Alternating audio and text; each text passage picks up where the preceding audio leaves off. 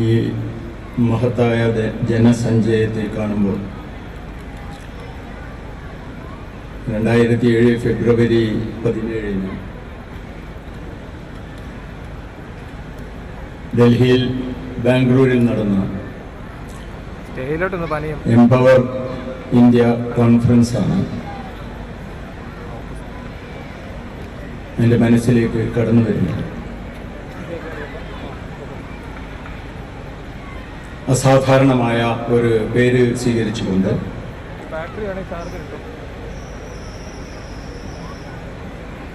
ബാംഗ്ലൂരിൽ ചേർന്ന കോൺഫറൻസിൽ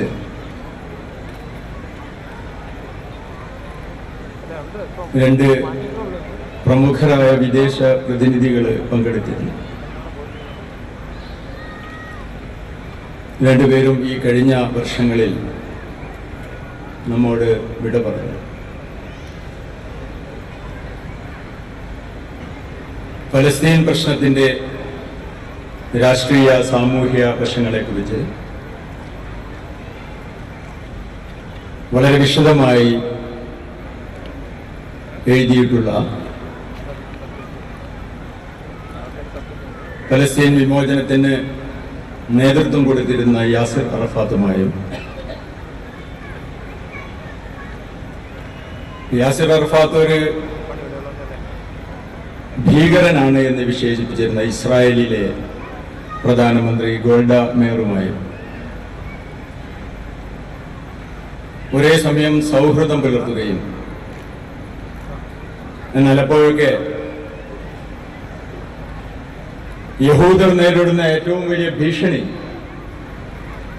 സയണിസമാണ് എന്ന് കൃത്യമായി വാദിക്കുകയും ചെയ്തിരുന്ന അലൻ ഹാർട്ട് അദ്ദേഹം ഏതാണ്ട് 8 മണിക്കൂർ യാത്ര ചെയ്തിട്ടാണ് ലണ്ടനിൽ നിന്ന് ബാംഗ്ലൂരിലെത്തിയത്.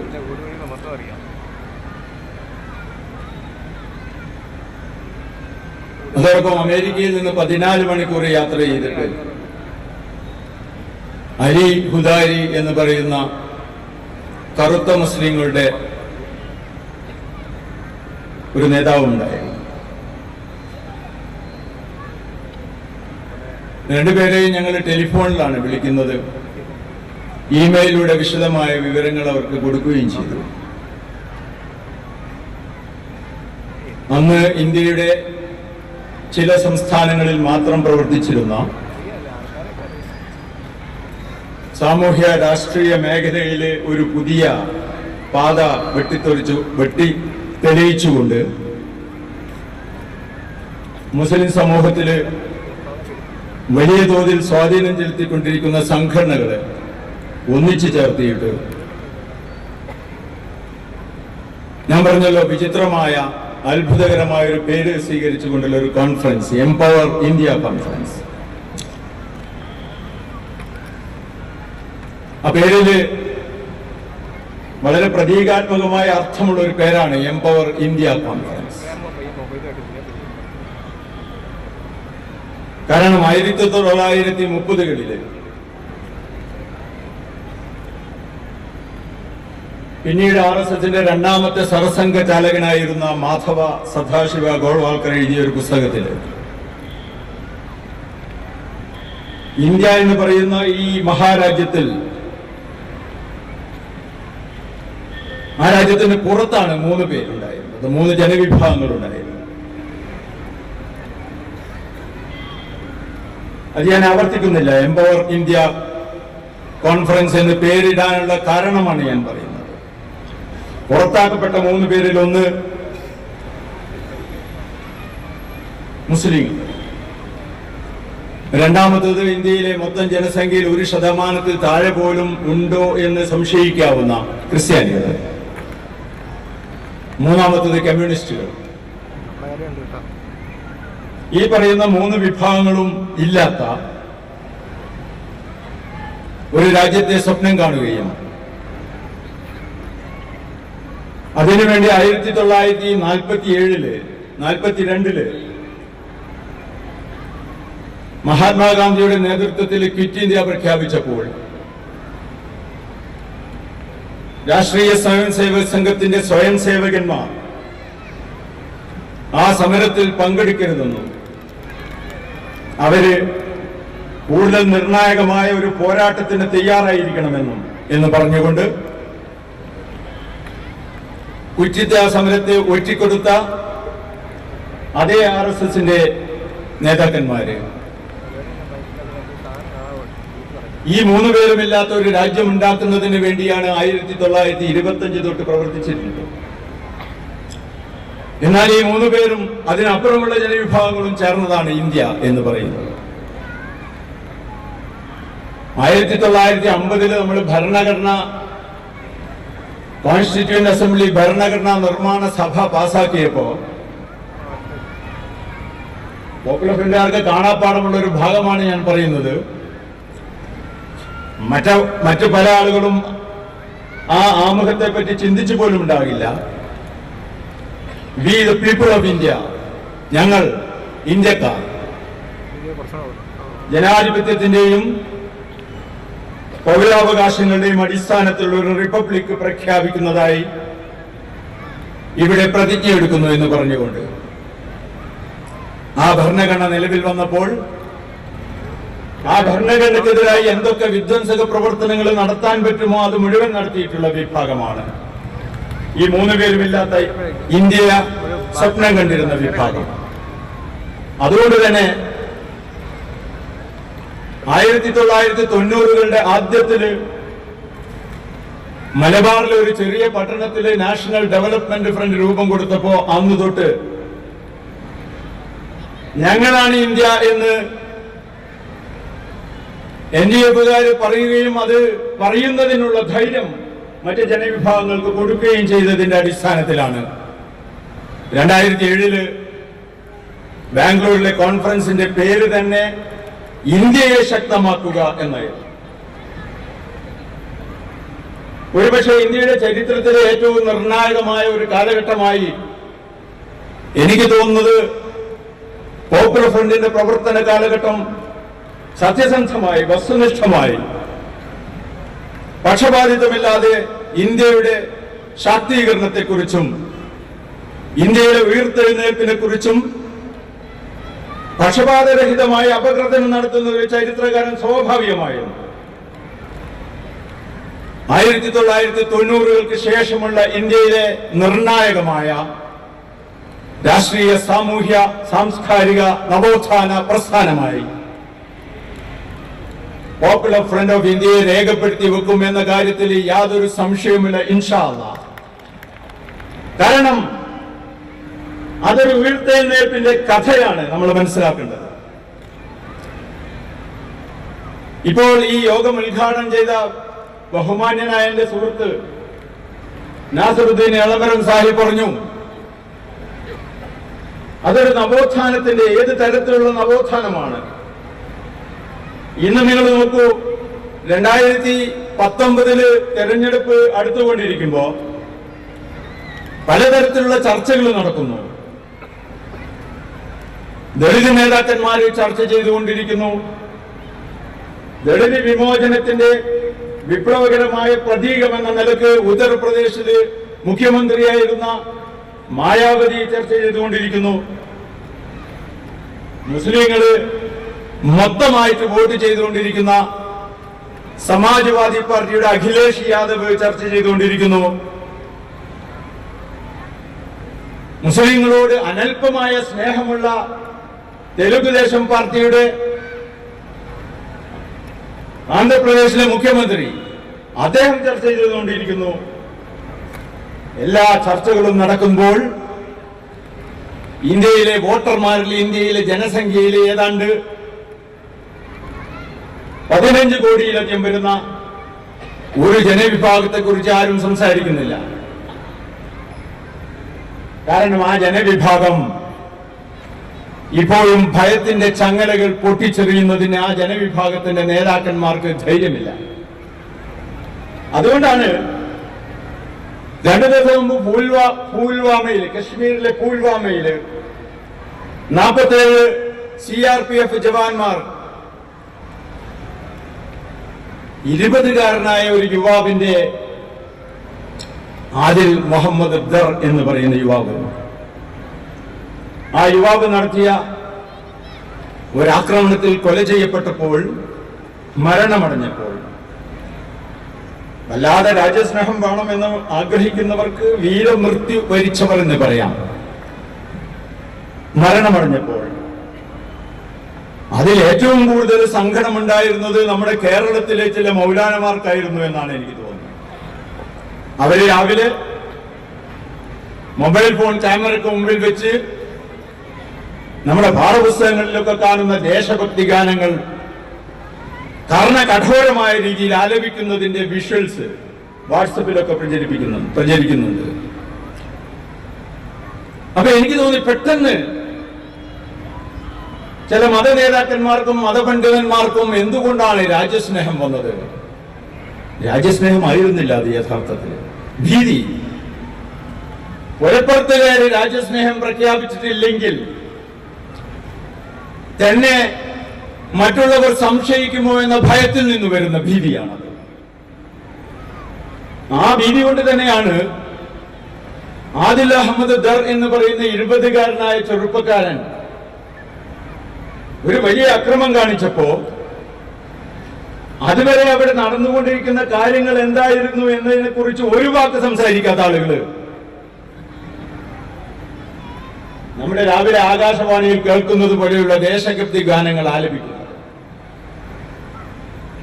അത് ഞാൻ പറയാനുള്ള പ്രധാനപ്പെട്ട കാരണം, നിങ്ങൾ മൗനികളായിരിക്കുമ്പോൾ, നിങ്ങൾ നിശബ്ദരായിരിക്കുമ്പോൾ അക്രമത്തിന്റെയും വംശീയതയുടെയും ശക്തികൾ കൂടുതൽ ശബ്ദമുണ്ടാക്കുകയും നിങ്ങളുടെ സ്വകാര്യ സ്ഥലങ്ങളിലേക്ക് വരെ പ്രവേശിക്കുകയും ചെയ്യും. നിങ്ങൾ ധൈര്യത്തോടുകൂടി നാട്ടിന്റെ നിയമവ്യവസ്ഥയുടെ അടിസ്ഥാനത്തിൽ സംസാരിക്കുമ്പോൾ, നിങ്ങൾ എന്തൊക്കെയാണ് യഥാർത്ഥത്തിൽ കശ്മീർ താഴ്വരയിൽ നടക്കുന്നത് എന്നതിനെ കുറിച്ച് സംസാരിക്കുമ്പോൾ അത് കേൾക്കുന്നതിന് മനുഷ്യരുണ്ടാവും. ആദിൽ മുഹമ്മദ് ദർ 20-കാരനായ ഒരു യുവാവ്, അദ്ദേഹം +2 പഠിക്കുന്ന അവസരത്തിൽ വീട്ടിലേക്ക് പോകുമ്പോ സുരക്ഷാബലന്മാർ അയാളെ തടഞ്ഞു നിർത്തുന്നു.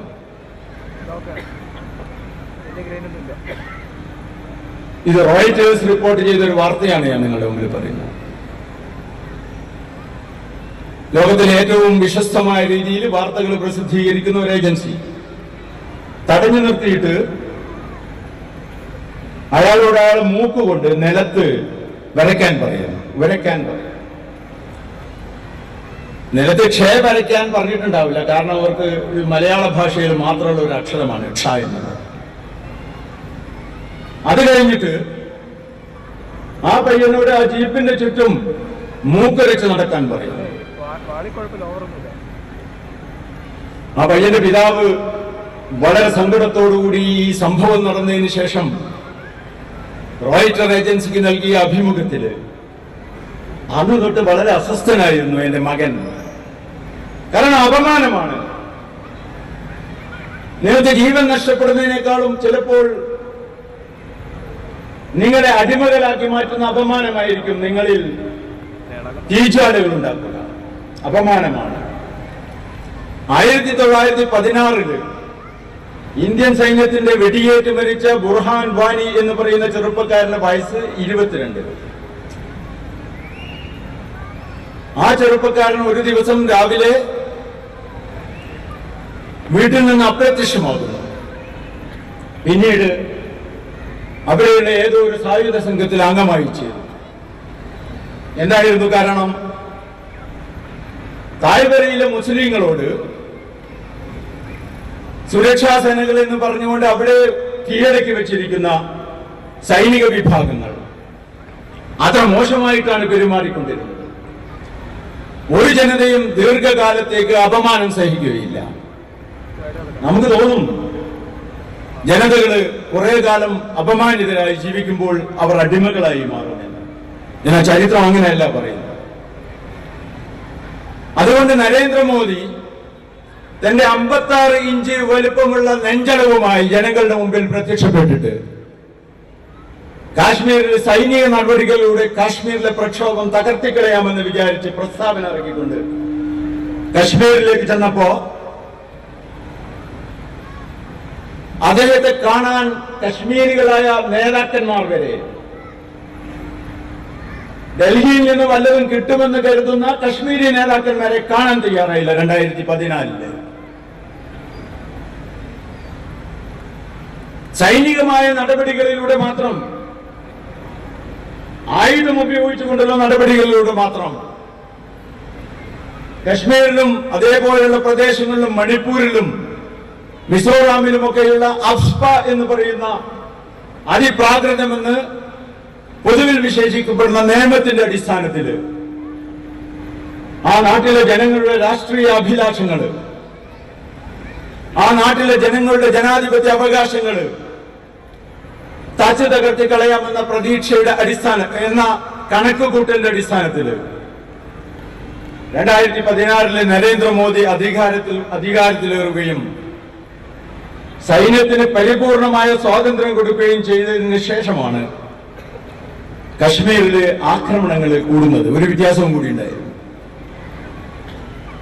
കശ്മീരിലെ തദ്ദേശീയരായിട്ടുള്ള സായുധ സംഘങ്ങളുടെ എണ്ണം, സായുധ സംഘങ്ങൾ ഏതാണ്ട് അവസാനിച്ചിരുന്നു.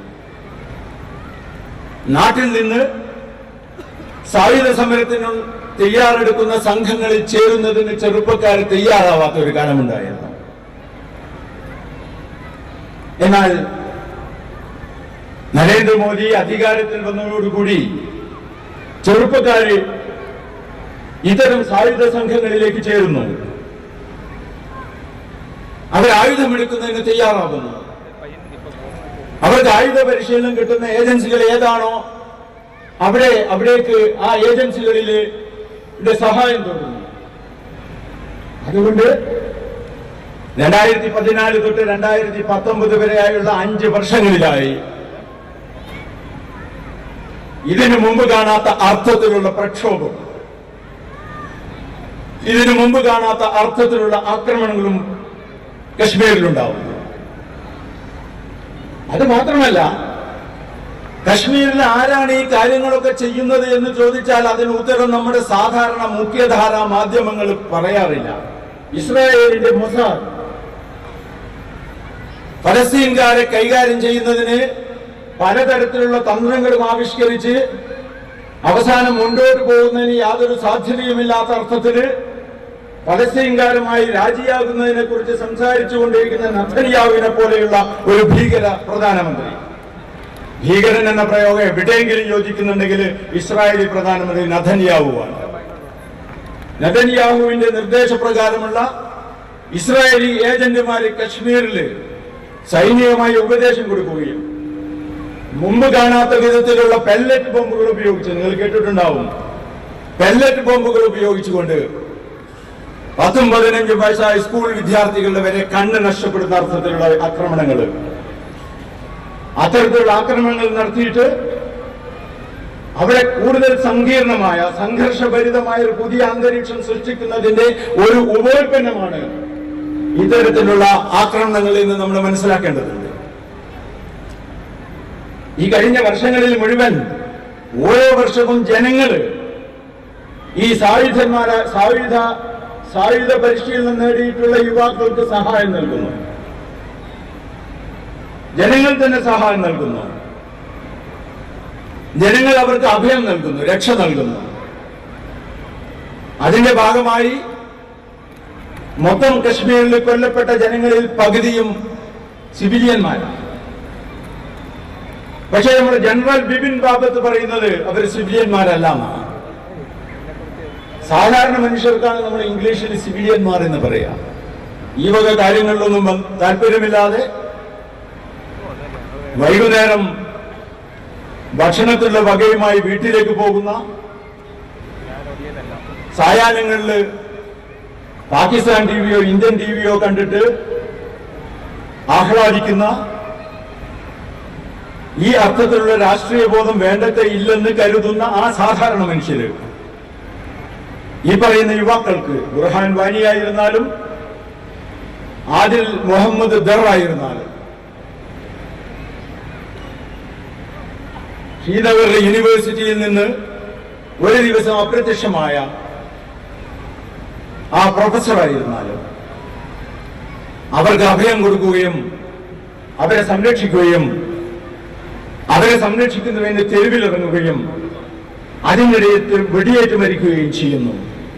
സ്കൂൾ വിദ്യാർത്ഥികളാണ് വെടിയേറ്റ് മരിക്കുന്നത്. അത്തരമൊരു സാഹചര്യം ഇന്ത്യയിൽ ഉണ്ടാകുന്നതിനെ കുറിച്ച് യഥാർത്ഥത്തിൽ പോപ്പുലർ ഫ്രണ്ട് വളരെ മുമ്പ് തന്നെ മുന്നറിയിപ്പ് നൽകാൻ തുടങ്ങിയിരുന്നു. പോപ്പുലർ ഫ്രണ്ടിന്റെ നിർഭാഗ്യം എന്ന് പറയുന്നത് പോപ്പുലർ ഫ്രണ്ട് പ്രവചിക്കുന്നത് പോലെയാണ് ഇന്ത്യയിലെ രാഷ്ട്രീയ മാറ്റങ്ങൾ എപ്പോഴും ഉണ്ടാവുന്നത്. നമ്മൾ പറഞ്ഞു, ഇന്ത്യ നേരിടുന്ന ഏറ്റവും പ്രധാനപ്പെട്ട ഭീഷണി എന്ന് പറയുന്നത് മതത്തിന്റെ അടിസ്ഥാനത്തിലുള്ള ഫാഷിസമാണ്.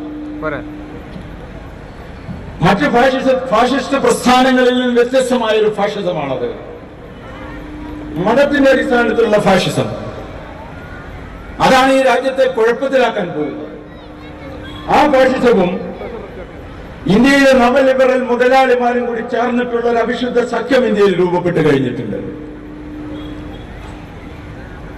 992 ഡിസംബർ 6 ബാബരി മസ്ജിദ് തകർക്കപ്പെടുമ്പോൾ രണ്ട് തരത്തിലുള്ള മാറ്റങ്ങളാണ് അത് തകർക്കുന്നതിന് മുൻകൈ എടുത്തിരിക്കുന്ന. ഇപ്പോൾ എഴുന്നേറ്റ് നടക്കുന്നതിന് കാശില്ലാതെ നരേന്ദ്രമോദിയുടെ മുമ്പിൽ ഓച്ഛാനിച്ചു നിൽക്കുന്ന ലാൽ കൃഷ്ണ അദ്വാനി അടക്കമുള്ള ആളുകൾ നേതൃത്വം കൊടുത്തുകൊണ്ട് നടന്ന മസ്ജിദ് വിധ്വംസനം. ആ സന്ദേശത്തിലൂടെ നിങ്ങൾക്ക് മുസ്ലിങ്ങൾക്ക് ഒരു സന്ദേശം നൽകുകയായിരുന്നു. ക്ലിയറാണ്, വളരെ വ്യക്തമായ സന്ദേശം. നിങ്ങൾ ഒരു ഉയർത്തെഴുന്നേൽപ്പിന് ശ്രമിക്കുന്നുണ്ട് എന്ന് ഞങ്ങൾക്കറിയാം. അത്തരം ഒരു ഉയർത്തെഴുന്നേൽപ്പ് സാധ്യമല്ലാത്ത രീതിയിൽ, നിങ്ങൾ അപമാനിക്കുന്ന രീതിയിൽ, അതൊരു പള്ളി പൊളിക്കൽ മാത്രമല്ല, മുസ്ലിം സമൂഹത്തിന്റെ അന്തസ്സിന്റെയും മുസ്ലിം സമൂഹത്തിന്റെ ചരിത്രത്തിന്റെയും മുസ്ലിം സമൂഹത്തിന്റെ മഹത്തായ പാരമ്പര്യത്തിന്റെയും ഇന്ത്യ എംപവർ ഇന്ത്യ എന്ന് പറഞ്ഞില്ലേ ഞാൻ. ഇന്ത്യ എന്ന് പറയുന്നത് മുസ്ലിങ്ങളും ഹിന്ദുക്കളും ക്രിസ്ത്യാനികളും സിഖുകാരും ഗോത്രവർഗക്കാരും ഒക്കെ ചേർന്ന ഒരു വലിയ സമുച്ചയമാക്കി മാറ്റിയതിൽ മുസ്ലിങ്ങളാണ് ഏറ്റവും പ്രധാനപ്പെട്ട പങ്കുവഹിച്ചത്. 1947 വിഭജനമുണ്ടായതിനു ശേഷമുള്ള പ്രശ്നങ്ങളെ കുറിച്ച് നമുക്ക് വേറെ ചർച്ച ചെയ്യാം. അതുവരെ ഇന്ത്യ എന്ന് പറയുന്ന ആശയം, the idea of India, popular ഫ്രണ്ടിന്റെ ലഘുലേഖയുടെ പേര് തന്നെ the idea of popular front of India എന്നാണ്. The idea of India. India എന്ന് പറയുന്ന ആശയത്തില് മുസ്ലിങ്ങൾ ഒരു പ്രധാനപ്പെട്ട ശക്തിയാണ്.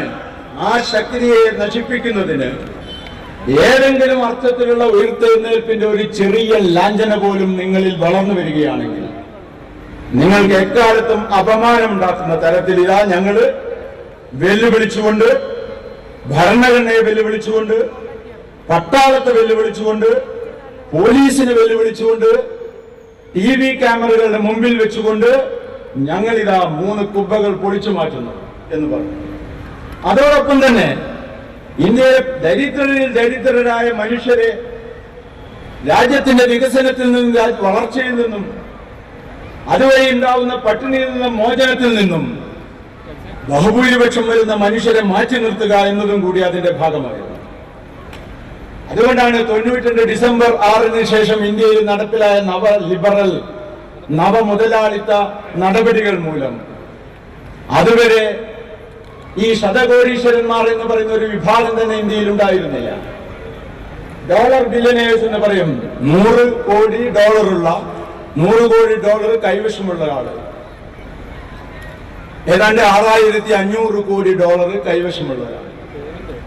അങ്ങനെയുള്ള ഡോളർ ബില്യനെയർമാരുടെ എണ്ണം ഇന്ത്യയിൽ വരാൻ തുടങ്ങി. അത് പ്രസിദ്ധീകരിക്കാൻ തുടങ്ങി. അത് പ്രസിദ്ധീകരിക്കുന്ന പ്രസിദ്ധീകരണങ്ങളുടെ സർക്കുലേഷൻ വർദ്ധിക്കാൻ തുടങ്ങി.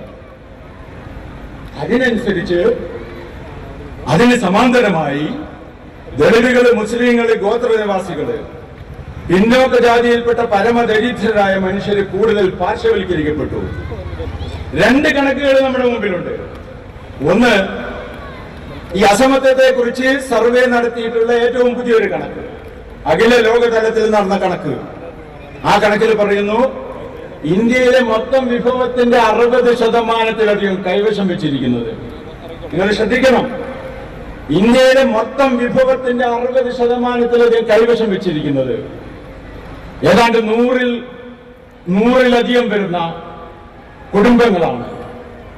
സവർണ വിഭാഗത്തിൽപ്പെട്ട കുടുംബങ്ങൾ, ചാതുർവർണ്ണത്തിൽ വിശ്വസിക്കുന്ന കുടുംബങ്ങൾ, അവരാണ് കൈവശം വെച്ചിരിക്കുന്നത്. മാത്രമല്ല ബാക്കി 40%, ബാക്കിയുള്ള എല്ലാ ആളുകളും കൂടി ചേർന്നവർക്ക് കിട്ടുന്നത് 40%. അത് നരേന്ദ്രമോദി ഭരിക്കാൻ തുടങ്ങിയപ്പോ ഓരോ ദിവസവും ഓരോ നിമിഷവും അത് വർദ്ധിച്ചു വരുന്നു. ഇന്ത്യയിൽ ഫാസിസ്റ്റുകൾ അധികാരത്തിൽ വന്നപ്പോ നമുക്കറിയാലോ, ഞാൻ പറയേണ്ട ആവശ്യമൊന്നുമില്ല, ആളുകൾ പൊതുമേഖലാ ബാങ്കുകളിൽ നിന്ന് യാതൊരു സെക്യൂരിറ്റിയും കൊടുക്കാതെ കോടിക്കണക്കിന് രൂപ കൈവശപ്പെടുത്തിയിട്ട് വളരെ കൂളായി യാതൊരു പരിഭവമില്ലാതെ രാജ്യം വിടും. നമുക്കൊക്കെ മനസ്സിൽ കാണാൻ പോലും പറ്റാത്ത അത്ര വലിയ തുകയുമായിട്ടാണ് ആളുകൾ അപ്രത്യക്ഷമാകുന്നത്. അതിൽ ഈ വിജയ് മല്ലയ്യ എന്നൊക്കെ പറഞ്ഞ ആള് ചെറിയ പ്രാണിയാണ്, അയാൾ കൂടുന്നത് 1000 കോടിയോ ഒറ്റേ ഉള്ളൂ. അതിനപ്പുറം 20,000 കോടി 30,000 കോടി രൂപ അപ്രത്യക്ഷമാകുന്നു. അപ്രത്യക്ഷമാകിയിട്ട് അവര് ഇന്ത്യക്ക് പുറത്തുള്ള പല സ്ഥലങ്ങളിലും പല രാജ്യങ്ങളിലും നിന്ന് കാശ് കൊടുത്ത് പൗരത്വം വാങ്ങിയിട്ട് ഇന്ത്യ ഗവൺമെന്റിന് വെല്ലുവിളിക്കുമ്പോൾ ആ വെല്ലുവിളി നേരിടുന്നതിന് 56 ഇഞ്ച് നെഞ്ചളവുള്ള നമ്മുടെ നരേന്ദ്രമോദിക്ക് സാധിക്കുകയില്ല. കാരണം നരേന്ദ്രമോദിയെ നിയന്ത്രിക്കുന്നതിൽ മുഖ്യനായിട്ടുള്ള ഗുജറാത്തിയായ അമിത്ഷായുടെ പാർട്ടി ഫണ്ടിലേക്കാണ് ഇങ്ങനെ പോയിരിക്കുന്ന സംഖ്യയിൽ ഒരു ഗണ്യമായ ഭാഗം വന്നിരിക്കുന്നത്. നിങ്ങൾ ശ്രദ്ധിച്ചു കാണും, രാഷ്ട്രീയ പാർട്ടികൾക്ക് നൽകുന്ന സംഭാവനകളുടെ ലിസ്റ്റിൽ ഇതിനു മുമ്പ് 1-ാം സ്ഥാനത്തുണ്ടായിരുന്നത് ഇന്ത്യൻ നാഷണൽ കോൺഗ്രസ് ആയിരുന്നു. പിന്നെ ഈ രാഹുൽ ഗാന്ധി ഒക്കെ വന്നപ്പോ ജനങ്ങൾക്ക് മനസ്സിലായി ഇയാളെ കൊണ്ട് ഒരു കാര്യമില്ലാന്ന്. ഇപ്പൊ ഒരു ശരിയായിട്ടുണ്ട് ആകോട്ടെ. പിന്നെ വന്നപ്പോ കോൺഗ്രസ് താഴോട്ട് പോകുന്നു. പകരം കയറിയിരിക്കുന്നത് BJP ആണ്. 400 കോടി 500 കോടി രൂപ ഇത്തരത്തിലുള്ള വലിയ വലിയ കമ്പനികൾ, അത് ഈ മുകേഷ് അംബാനി എന്നൊക്കെ പറഞ്ഞിട്ടുള്ള അദാനി പോലെയുള്ള വലിയ സമ്പന്നന്മാരായ ആളുകൾ BJP നൽകുന്നു. ഇപ്പോഴാണ് ഈ രാഹുൽ ഗാന്ധി കൂടുതൽ നന്നായിട്ട് സംസാരിക്കാൻ തുടങ്ങിയപ്പോൾ കുറച്ച് സംഭാവന കൂടി വരുന്നുണ്ട്. ചിലപ്പോൾ കോൺഗ്രസ്സുകാരായിട്ട് അധികാരത്തിൽ വരുമോ എന്നുള്ള ഭയം കൊണ്ടാണ് മുഴുവൻ ഇവരുടെ കയ്യിലേക്ക് പോയി. രാജ്യത്തിലെ തൊഴിലില്ലായ്മയെ കുറിച്ച് ഇപ്പൊ ആരും സംസാരിക്കുന്ന പോലുമില്ല. 60%ആണോ 50%ആണോ 55.6%ആണോ 57.8%ആണോ അതല്ല 59% 60%ആണോ 61.8%ആണോ? ഒരു സംഗതി നമുക്ക് മനസ്സിലായിട്ടില്ലല്ലോ. അത് തന്നെയാണ് പറയുന്നത്. തൊഴിലില്ലായ്മയെ കുറിച്ച് ആരും സംസാരിക്കാത്ത വിധത്തില് ജനങ്ങള് നാട്ടില് പട്ടിണി കാരണം ആത്മഹത്യ ചെയ്യുകയും കർഷകര് അവര് സാധാരണ വിളകൾക്ക് പ്രാണിശല്യം തടയുന്നതിന് വീട്ടിൽ കൊണ്ടുവച്ചിരിക്കുന്ന പെസ്റ്റിസൈഡുകള് വലിയ വിഷമുള്ള ദ്രാവകങ്ങൾ കഴിച്ച് ആത്മഹത്യയും ചെയ്യുന്ന രാജ്യം. ഏറ്റവും കൂടുതൽ കർഷകന്മാർ ആത്മഹത്യ ചെയ്തു. അതിനോടൊപ്പം തന്നെ നേരത്തെ ഉദ്ഘാടന പ്രവാസിക്കാൻ പറഞ്ഞതുപോലെ ഭയത്തിന്റെ ഒരു വലിയ തണുത്ത ഒരു കരിമ്പടം നമ്മുടെ മനസ്സുകളിലേക്ക് മുഴുവൻ വരികയാണ്. അതുകൊണ്ടാണ് നേരത്തെ മൗലാനിമാരെ ദേശഭക്തി ഗാനങ്ങൾ ആചരിച്ചത് പാടിയത് ഞാൻ പറഞ്ഞത്. എന്താണ് നടക്കുന്നത് എന്ന് സത്യസന്ധമായി വസ്തുനിഷ്ഠമായി പറയാനുള്ള ധൈര്യം കാണിക്കുന്നതിന് പകരം ചിന്തിക്കുന്നതിന് പോലും വിലക്ക് വരുന്ന രീതിയിൽ പുതിയ പുതിയ നിരീക്ഷണ സംവിധാനങ്ങൾ രാജ്യത്ത് വന്നു കഴിഞ്ഞു. 10 ഏജൻസികളെയാണ് ഏൽപ്പിച്ചിരിക്കുന്നത്. നമ്മളൊക്കെ ഈ വാട്സപ്പ് ഉപയോഗിക്കുകയും മൊബൈൽ ഫോണൊക്കെ ഉപയോഗിക്കുകയും ചെയ്തിട്ട് വലിയ വലിയ കാര്യങ്ങളൊക്കെ ചെയ്യുമ്പോൾ അത് ചെയ്യുന്ന അതേ നിമിഷം നിങ്ങൾ എവിടെയാണ്, നിങ്ങൾ എന്താണ് ചിന്തിക്കുന്നത്, നിങ്ങൾ എന്താണ് സന്ദേശം അയക്കുന്നത്, നിങ്ങളുടെ രാഷ്ട്രീയം എന്താണ്, നിങ്ങളുടെ ഭാഷ എന്താണ്, നിങ്ങളുടെ വസ്ത്രധാരണ രീതി എന്താണ്, നിങ്ങൾ എത്ര കാശാണ് ചെലവഴിച്ചു കൊണ്ടിരിക്കുന്നത്, അത് മുഴുവൻ അത് ക്രെഡിറ്റ് കാർഡും ഡെബിറ്റ് കാർഡും ആണെങ്കിൽ അപ്പോൾ തന്നെ നിരീക്ഷിക്കുന്നതിനായി 10 ഏജൻസികൾക്ക്, ലോകത്ത് എവിടെയും കാണാത്ത തരത്തിലെ 10 ഏജൻസികൾക്ക് നിങ്ങളുടെ സമ്മതം കൂടാതെ, അതാ ഞാൻ പറയുന്നത്, നിങ്ങളുടെ സമ്മതം കൂടാതെ, നിങ്ങളുടെ അറിവ് കൂടാതെ നിങ്ങളുടെ രഹസ്യങ്ങൾ ചോർത്തുന്നതിനുള്ള ഒരു സംവിധാനം നരേന്ദ്രമോദി കൊണ്ടുവന്നു. അതിനോടൊപ്പം തന്നെ ഇന്ത്യയെ പോലുള്ള ഒരു ജനാധിപത്യ രാജ്യത്തിൽ സാധാരണ നിലയ്ക്ക് ചിന്തിക്കാത്ത രീതിയിൽ ചൈനയിൽ കാണുന്നത് പോലെ, ചൈനയിൽ ഏകകക്ഷി ഭരണമാണ്, കമ്മ്യൂണിസ്റ്റ് പാർട്ടിയാണ് ഭരിക്കുന്നത്. ബാക്കി ആളുകൾ എന്ത് പറഞ്ഞാലും പാർട്ടിയാണ് അന്തിമമായി ഒരു നിയമം. ഇന്ത്യയിലുള്ളതുപോലെ നീതിന്യായ വ്യവസ്ഥ, ആ അർത്ഥത്തിലുള്ള നീതിന്യായ വ്യവസ്ഥ ചൈനയിലില്ല. പാർട്ടിയുടെ പോളിറ്റ് ബ്യൂറോ തീരുമാനിക്കും, അല്ലെങ്കിൽ പാർട്ടിയുടെ സെൻട്രൽ കമ്മിറ്റി തീരുമാനിച്ചിട്ട് നിയമം അന്നേരമാണ് പറയുന്നത്, അതാണ് നിയമം. എന്നാൽ ഇന്ത്യയിൽ ഒരു നിയമവ്യവസ്ഥയുണ്ട്. അത് നേരത്തെ എങ്ങനെ ഉപയോഗിച്ചതിന്റെ ഉദാഹരണങ്ങൾ പറഞ്ഞു. ജാർഖണ്ഡിൽ ആദ്യമായിട്ട് 10-16, അതും ഏത് ജാതി സംഘടന എന്നറിയോ, 16 സംഘടനകളെ നിയോഗിച്ചത് മിക്കപ്പോഴും മാവോയിസ്റ്റ് സംഘടനകളാണ്. നിങ്ങൾക്കറിയാലോ, മാവോയിസ്റ്റുകൾ എന്ന് പറഞ്ഞാൽ അത്യാവശ്യം ബുദ്ധിയൊക്കെയുള്ള ഒരു വിഭാഗം, ചരിത്രത്തെ കുറിച്ചൊക്കെ ഭയങ്കര വിവരമുള്ള ആളുകൾ.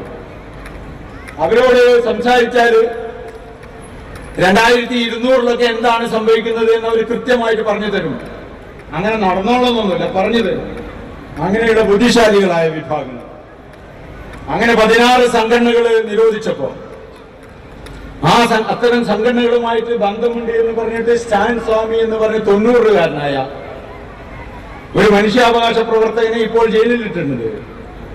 പക്ഷെ ഈ 16 സംഘടനകളും അതിനെതിരായിട്ട് നിയമപരമായി ചെയ്യാവുന്ന കാര്യങ്ങൾ പോലും ചെയ്യാതിരുന്നപ്പോ പോപ്പുലർ ഫ്രണ്ടിന്റെ താരതമ്യേന നിസ്സഹായരായ മനുഷ്യര്, അവർ റാഞ്ചിയിൽ നിന്ന് 400-500 കിലോമീറ്റർ അകലെ പശ്ചിമ ബംഗാളിന്റെ അതിർത്തിയോട് ചേർന്ന് കിടക്കുന്ന പാക്കൂർ എന്ന് പറയുന്ന സ്ഥലത്താണ് ഈ പോപ്പുലർ ഫ്രണ്ട് ഉള്ളത്.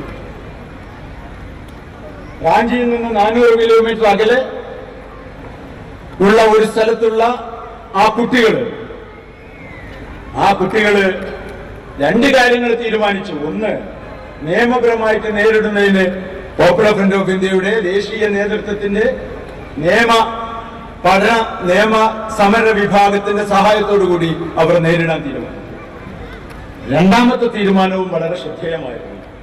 അവർ ജയിലിൽ പോകുവാനും വേണമെങ്കിൽ ജയിലിൽ പോകാനും തീരുമാനിച്ചു. അതാണ്, ജയിലിൽ പോകാൻ നിങ്ങൾ തീരുമാനിക്കുമ്പോൾ ഒരു ഭരണകൂടം 2 പ്രാവശ്യം നിങ്ങളെ പറ്റി ആലോചിക്കും. പോപ്പുലർ ഫ്രണ്ടിന്റെ പ്രവർത്തകന്മാര്, ഞാൻ നസറുദ്ദീൻ സാഹിബായിട്ട് കോഴിക്കോട് നിന്ന് ഈരാറ്റുപേട്ടയിലേക്ക് വരുമ്പോൾ പലതും സംസാരിച്ചപ്പോ അദ്ദേഹം പറഞ്ഞു, കേരളത്തിലുള്ള ചില കേസുകളിലൊക്കെ പെട്ട് ജയിലിൽ പോയ പോപ്പുലർ ഫ്രണ്ട് പ്രവർത്തകന്മാര്, ആ പ്രവർത്തകന്മാരെ പറ്റി ജയിൽ വാർഡന്മാർക്ക് വലിയ മതിപ്പാണ്. വലിയ മതിപ്പ് എന്ന് പറഞ്ഞാൽ പേടിച്ചിട്ടൊന്നുമല്ല കേട്ടോ, അങ്ങനെ ചില മതിപ്പൊക്കെ ഉണ്ടാവും, അതുണ്ടാവും ചെയ്യും. ഇങ്ങോട്ട് മലപ്പുറമാണെങ്കിൽ അങ്ങോട്ട് മലപ്പുറം എന്നാണ് പോപ്പുലർ ഫ്രണ്ടിന്റെ രീതി. അതല്ലത്, അവര് വളരെ കൃത്യമായിട്ട് കാര്യങ്ങളൊക്കെ ചെയ്യുന്നു. അവരതിനിടയിൽ പലതരത്തിലുള്ള സർട്ടിഫിക്കറ്റുകളും ഡിഗ്രികളും എടുത്തു. അതാണ്, അതിൽ MBA എടുത്ത് പുറത്തായവരുണ്ട്. സർക്കാർ നൽകുന്ന ആയുഷ് എന്ന് പറയുന്ന സർക്കാരിന്റെ ആരോഗ്യ വിഭാഗം നൽകുന്ന യോഗാഭ്യാസ സർട്ടിഫിക്കറ്റ്. അങ്ങനെ വളരെ ആത്മവിശ്വാസത്തോടു കൂടിയാണ് 2, 3, 4, 5 കൊല്ലം കഴിഞ്ഞിട്ട് അവർ പുറത്തു വരുന്നത്. അത്തരം ആത്മവിശ്വാസമുള്ള ഒരു വിഭാഗത്തെ ജാർഖണ്ഡില് വളർന്നു വരുന്നതായിരുന്നു യഥാർത്ഥത്തിൽ ഒരുപക്ഷെ ജാർഖണ്ഡ് ഗവൺമെന്റിനെ വല്ലാതെ പരിഭ്രമിച്ചത്. ഹൈക്കോടതി നിരോധനം നീക്കിയപ്പോ എല്ലാ ബുദ്ധിജീവികളായുള്ള RSSകാരും ബ്യൂറോക്രാറ്റുകളും IASകാരും IPSകാരും സമ്മേളിച്ചിട്ട് അതേ നിരോധനോത്തരവിൽ 4 പാരഗ്രാഫ് നുണയും കൂടി ചേർത്തിട്ട് ഇപ്പൊ കൊടുത്തിരിക്കുക. അതിൽ വളരെ പ്രധാനപ്പെട്ട ഒരു പ്രശ്നം എന്ന് പറയുന്നത്, അവിടെ ഒരു പോലീസ് ഓഫീസർ DSPയോ മറ്റോ ആയിട്ടുള്ള ഒരാള്, ഡിസ്ട്രിക്ട് കമ്മീഷണറൊക്കെ പറയുന്ന ഒരാള്, നമ്മൾ ഈ കേരളത്തിലെ മാതിരിയല്ല മറ്റു നാടുകളിലൊക്കെ. കേരളത്തില് ജനങ്ങളും വളരെ മാന്യന്മാരാണ്, അതിനനുസരിച്ച് പോലീസുകാരും വളരെ മാന്യന്മാരാണ്. എന്നാൽ മറ്റു ചില പ്രദേശങ്ങളിൽ അങ്ങനെയല്ല. അവിടെ പോലീസുകാര് പറയുന്നതാണ് നിയമം. അങ്ങനെ നിയമം നടപ്പിലാക്കിക്കൊണ്ടിരിക്കുന്ന ഒരു പോലീസ് കമ്മീഷണർക്ക് എതിരായിട്ട് കേസ് കൊടുക്കാനുള്ള ധൈര്യം പോപ്പുലർ ഫ്രണ്ടുകാർക്കല്ലാതെ വേറെ ആർക്കും ഉണ്ടാവില്ല ജാർഖണ്ഡിൽ. കമ്മീഷണർ വളരെ ദുരിതത്തിൽ നമുക്കറിയാലോ. നിയമലംഘനം നടത്തുന്നത് ആരായിരുന്നാലും, പോലീസായിരുന്നാലും, പട്ടാളായിരുന്നാലും, സാധാരണ ജനങ്ങളായിരുന്നാലും നിയമലംഘനം നടത്തിയാൽ നിയമലംഘനം നടത്തുന്നതിനെതിരായിട്ട് നടപടിക്ക് നിങ്ങൾ തയ്യാറാവുകയാണെങ്കിൽ നിയമലംഘനം താരതമ്യേന കുറയും. അതുകൊണ്ട് സഹിക്കവയ്യാതെയാണ് വീണ്ടും നിരോധനം ഏർപ്പെടുത്തിയിരിക്കുന്നത്. അതിലൊന്നും ഏതായാലും പാക്കൂരിലെ നമ്മുടെ സഹോദരന്മാർക്ക് എന്തെങ്കിലും ഒരു പരിഭ്രമം ഉണ്ടാവുമെന്ന് തോന്നാൻ സാധ്യതയില്ല. അവരുമായിട്ട് ഫോണിൽ സംസാരിക്കുമ്പോൾ അവര് കേരളത്തിലെ പോപ്പുലർ ഫ്രണ്ട് പ്രവർത്തകന്മാരെക്കാളും ആത്മവിശ്വാസത്തിലാണ്. ആരും പരിഭ്രമിക്കുന്നുമില്ല. അടുത്തതിൽ വേറെ നിയമങ്ങൾ വരും. പക്ഷെ അങ്ങനെ ഒരു ധാരണ ഉണ്ടാക്കിയെടുക്കുന്നു പല ഭാഗങ്ങളിലും. ഇത് ജാർഖണ്ഡിലും മാത്രമല്ല, മറ്റു പല പ്രദേശങ്ങളിലും. ഉത്തർപ്രദേശിലൊക്കെ നമ്മുടെ അംഗങ്ങളുടെ സാന്നിധ്യം വളരെ കുറവാണ്. രാജസ്ഥാനില് താരതമ്യേന ഭേദമാണ്. ബീഹാറിൽ അതേപോലെ കുറവാണ്. പക്ഷെ കുറവുള്ള സ്ഥലങ്ങളിൽ പോലും ആത്മവിശ്വാസത്തോടെ ഭയമില്ലാതെ ജയിലിൽ പോകുന്നതിന് മടിയില്ലാത്ത ഒരു ജനവിഭാഗത്തെ വളർത്തിയെടുത്തു എന്നതുകൊണ്ടാണ് 2007 ഫെബ്രുവരി മാസം 17-ാം തീയതി ഞാൻ പറഞ്ഞല്ലോ, ചരിത്രത്തിലെ നിർണായകമായ ചില തീയതികൾ വരുമ്പോൾ ഇന്ത്യ ചരിത്രത്തിലെ നിർണായകമായ തീയതികളിൽ ഒന്നായിട്ട് ഫെബ്രുവരി 17 മാറുന്നുണ്ടെങ്കിൽ അന്ന് എംപവർ ഇന്ത്യ എന്ന് പറയുന്ന മുദ്രാവാക്യം നമ്മൾ സ്വീകരിച്ചതുകൊണ്ടാണ്. അതുകൊണ്ട് തന്നെയാണ് 2014 നരേന്ദ്രമോദി അധികാരത്തിൽ വന്നപ്പോ ഏതാണ്ട് ഒരു ഗുണ്ടകളെ, അക്രമികളെ, കിങ്കരന്മാരെ, സ്വയം സേവകന്മാരെ അഴിച്ചുവിടുകയായിരുന്നു. നമ്മൾ വിദേശത്തൊക്കെ പോകുന്ന നേരം വിദേശികളായ ആളുകൾ അത്ഭുതത്തോടു കൂടി ചോദിക്കുന്നു, പശുവിന്റെ പേരിൽ ആളുകളെ തച്ചുകൊല്ലേ? ഗോശാലകൾക്ക് വേണ്ടി പ്രൈമറി ഹെൽത്ത് കെയർ സെന്ററുകൾക്ക് നൽകുന്നതിനേക്കാൾ അധികം ബജറ്റ് നീക്കിവെക്കുക. ഉത്തർപ്രദേശിൽ ഒരു കാവ്യവസ്ത്രധാരിയായിട്ടുള്ള ഒരുത്തനെ ഉണ്ടല്ലോ, തലമുണ്ടനം ചെയ്യുന്നതിൽ പ്രത്യേക നിർബന്ധമുള്ള ഒരു മുഖ്യമന്ത്രി. അദ്ദേഹം ചെയ്തിരിക്കുന്നത്, അധികാരത്തിൽ വന്നതിന് ശേഷം ചെയ്തിരിക്കുന്ന ഏറ്റവും പ്രധാനപ്പെട്ട കാര്യം ഗോശാലകൾ വീണ്ടും വീണ്ടും സ്ഥാപിക്കുകയാണ്. ഉത്തർപ്രദേശാണ് ഇന്ത്യയിലെ ഏറ്റവും ദരിദ്രരായ, ഏറ്റവും പിന്നാക്കം നിൽക്കുന്ന, നിരക്ഷരതയിലും പട്ടിണിയിലും കഷ്ടപ്പാടിലും ദാരിദ്ര്യത്തിലും ബീഹാറിനോട് മത്സരിച്ചു കൊണ്ടിരിക്കുന്ന സംസ്ഥാനങ്ങളിലും. അത്തരം സംസ്ഥാനങ്ങളിലെ ജനങ്ങളുടെ നവോത്ഥാനത്തിന് വേണ്ടി, ദാരിദ്ര്യ നിർമ്മാർജ്ജനത്തിന് വേണ്ടി, പട്ടിണി അകറ്റുന്നതിന് വേണ്ടി, സാക്ഷരത ഉണ്ടാക്കിയെടുക്കുന്നതിന് വേണ്ടി ചെലവഴിക്കേണ്ട പണം മുഴുവൻ, പണത്തിന്റെ ഒരു ഭാഗം ഗോശാലകൾ നടത്തുന്ന RSSകാരായ നേതാക്കന്മാർക്കും ഗോശാലകളിൽ വളരെ സുഭിക്ഷമായിട്ട് കഴിഞ്ഞുകൊണ്ടിരിക്കുന്ന പശുക്കൾക്കും വേണ്ടിയായിട്ട് ചെലവഴിക്കുന്ന രാജ്യം. അത്തരമൊരു രാജ്യം എന്റെ ബാഗിൽ എന്താണോ മാട്ടിറച്ചിയാണോ എന്ന് ചോദിച്ചുകൊണ്ട് തീവണ്ടികളിൽ വെച്ച് പരമനിർധനരായ, ദരിദ്രരായ നജീബിനെ പോലെയുള്ള ആളുകളെ അടിച്ചുകൊണ്ടു. 13കാരനായ ഒരു പയ്യനെ അടിച്ചു കൊന്ന് ജീവൻ പോകുന്നതിന് മുമ്പാണ് മരത്തിൽ തൂക്കിയിട്ടിരുന്നത്. അത്തരത്തിലുള്ള അനേകം കേസുകൾ. ഏറ്റുമുട്ടൽ എന്ന് പറഞ്ഞുകൊണ്ട് മുസ്ലിങ്ങളെയും ദളിതുകളെയും പോലീസുകാർ പോയി പിടികൂടുകയും പറ്റുമ്പോൾ വെടിവെച്ചു കൊല്ലുകയും ചെയ്യുന്നു, പിടിച്ച് ജയിലിലിടുന്നു. ഇങ്ങനെ ഒരു സാഹചര്യം ഇന്ത്യയിൽ വരാനുണ്ട് എന്ന് നേരത്തെ തന്നെ പോപ്പുലർ ഫ്രണ്ട് പറഞ്ഞു എന്നതാണ് ഞാൻ പറഞ്ഞത് നിർഭാഗ്യകരമായ പ്രവചനങ്ങൾ എന്ന് പറയും. പക്ഷേ അത്